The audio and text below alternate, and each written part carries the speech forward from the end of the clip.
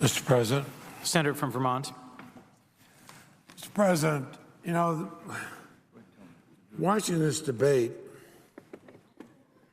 I see at some points where the Senate actually wants to stand up and be the conscience of the nation. But unfortunately, some quickly want to step back from that precipice and be the conscience of a lobby on one side or the other. Now, being the conscience, we saw that last Thursday when the Senate rejected the ill-conceived filibuster against considering the Safe Communities, Safe Schools Act of 2013. Now, not a difficult thing to do in our conscience because the vast majority of American people did not want a filibuster. They wanted to have us to have the courage to stand up and vote yes or no, not vote maybe, which is what a filibuster is. And after considering the bipartisan efforts of Senator Manchin and Senator Toomey to plug loopholes in the background check system, there will be another alternative by ranking Republican on the Senate Judiciary Committee, Senator Grassley, which I'll speak of in a moment, and then my bipartisan amendment to prevent criminals from circumventing the existing background check system. I'd like to talk about what Senator Collins and I have. That's amendment number 713.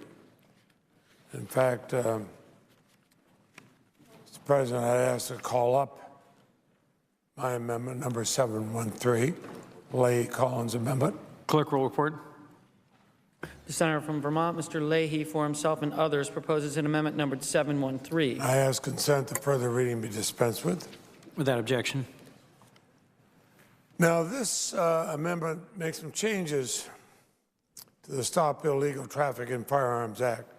Our act is designed to give law enforcement the necessary tools to combat the practice of straw purchasing and illegal trafficking in firearms. That's where somebody will go in and legally buy, say, a handgun for $500, but then turn around and sell it for $1,500 to a drug cartel or somebody who could not buy it.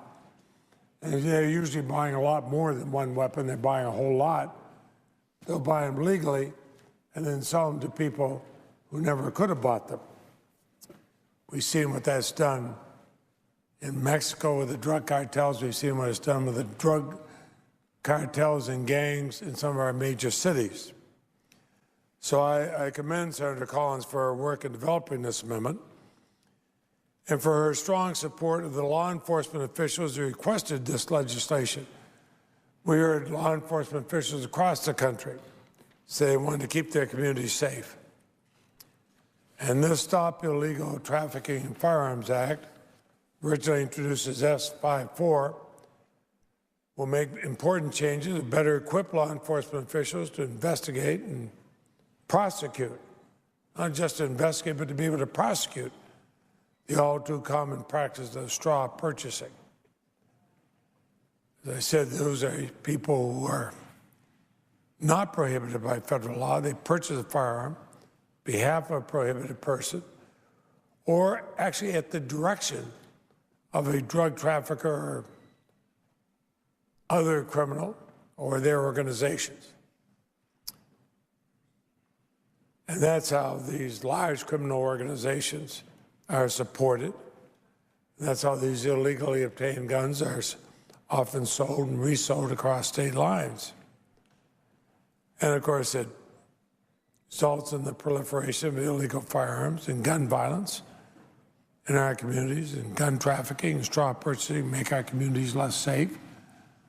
We just saw recently where a woman was arrested who bought as a straw purchaser a weapon for a man who then, appears from the evidence, used it to kill the head of the Colorado prison system. He was blocked from buying a weapon. Somebody else bought it for him. And we made it very clear the changes we have here, that Senator Collins and I intend no adverse impact on law-abiding gun owners. We consulted with a lot of people on this, law enforcement, prosecutors, victims, and the National Rifle Association. We, both gun owners and others. And I think what we've done is brought together some very diverse views, the kind of things that legislators are supposed to do. And we want to combat the destructive practice of straw purchasing and firearms trafficking.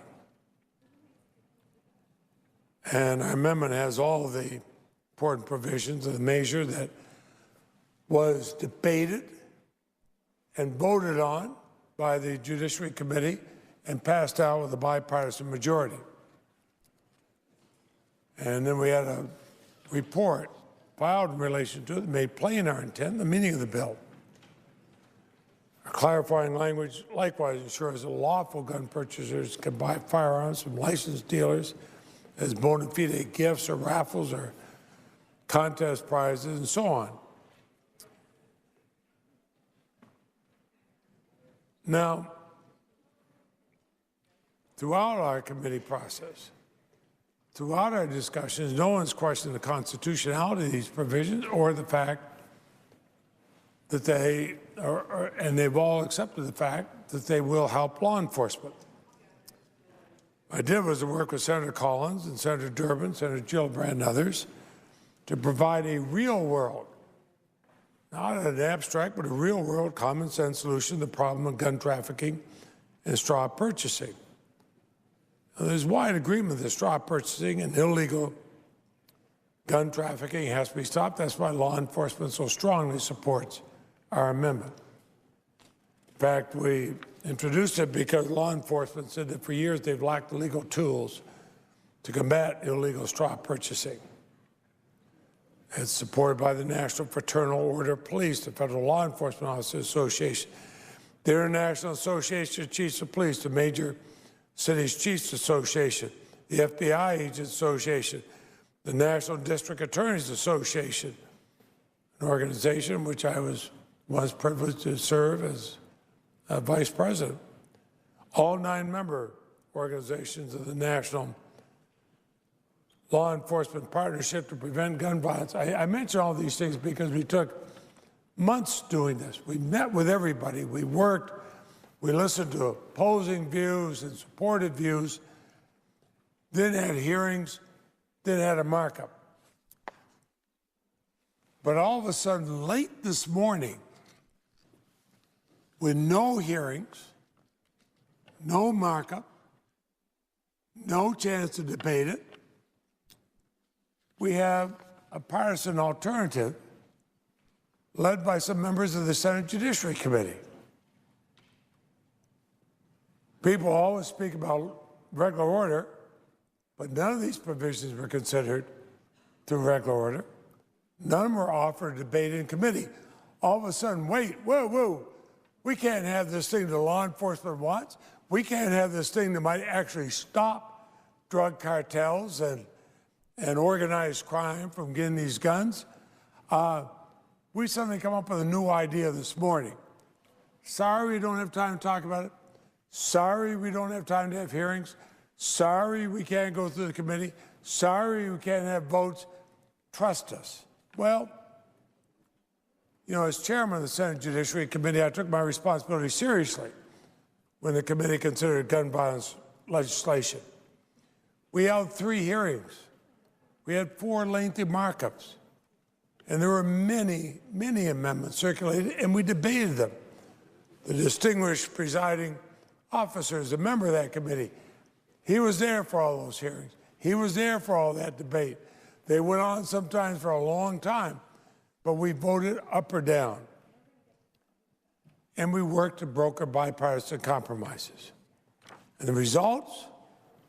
Some of the same members who serve in the Senate Judiciary Committee circulate this lengthy substitute just hours before the scheduled vote on a weak and counterproductive alternative. A weak and counterproductive alternative. And this weak and counterproductive alternative, this partisan substitute, has not been the subject of one single hearing or any committee debate or vote. But what the lengthy partisan substitute does several things to make our communities less safe. But one of its provisions directly undermines what Senator Collins and I are trying to accomplish. We want to stop trafficking. We want to stop drug cartels and organized crime and bank robbers and those who would murder government officials. We want to stop them from being able to get these guns through straw purchases.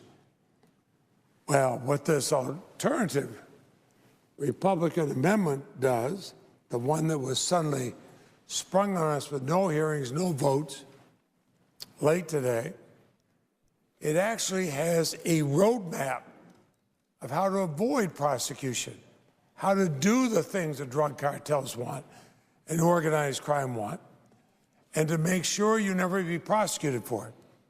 As long as straw purchasers ask no questions, bury their head in the sand, they can't be held accountable.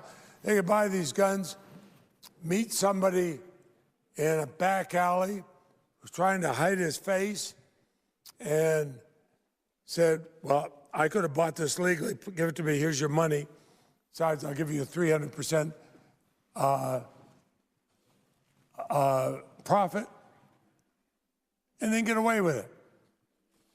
It helps the Mexican drug cartels by eliminating existing tools the Justice Department needs to combat violence on the southwest border. The senator's notified majority time has expired. I appreciate that. I would hope that we would not pass this. We would not strip state and federal law enforcement in trying to protect us. I'd ask my full statement and my statement on Manchin, Toomey, Grassley, Cornyn, Lautenberg, Blumenthal, and Barrasso amendments be included in the record as though read at the appropriate place. Without objection. I yield the floor.